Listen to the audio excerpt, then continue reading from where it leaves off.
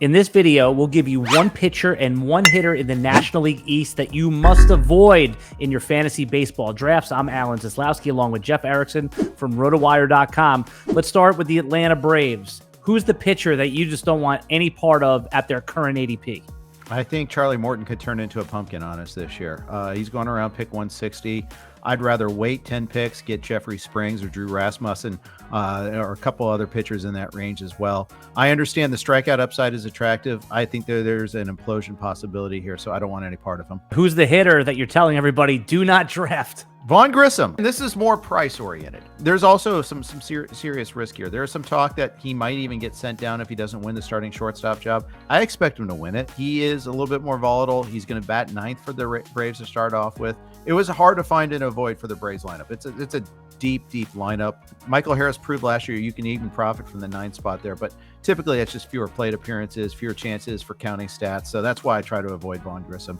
And there's so many other second basemen in that range. Which one of the Miami pitchers are you just never taking, even when they fall to you at a value? Dylan Floro, who's like the lead candidate to close for the Marlins.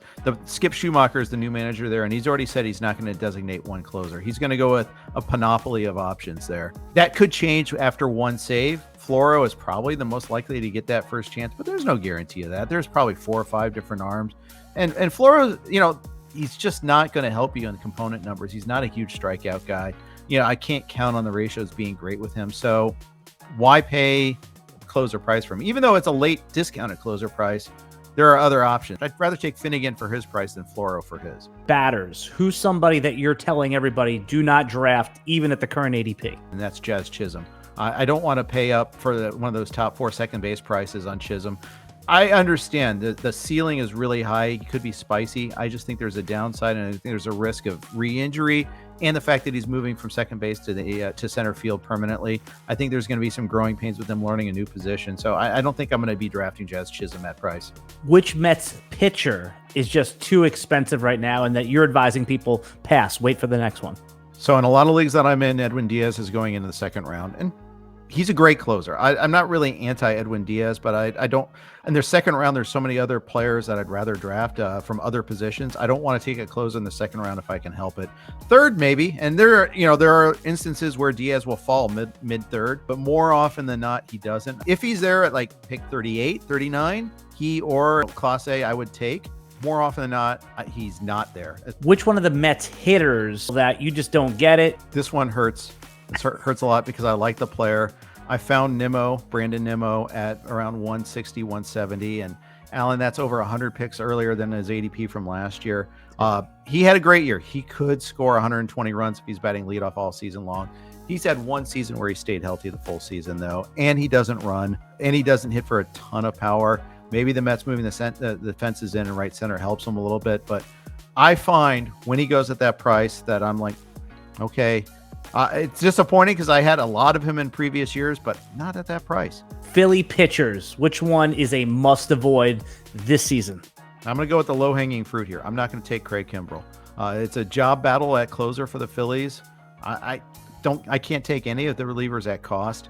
I haven't ended up with he or Gregory Soto or Sir Anthony Dominguez yet. There's not going to be one set guy, and I think Kimbrel, who lost his job with the Dodgers, if the Dodgers couldn't fix him, I don't have faith in any other organization. I know the Phillies are a smart team, but I don't think that they're going to fix him.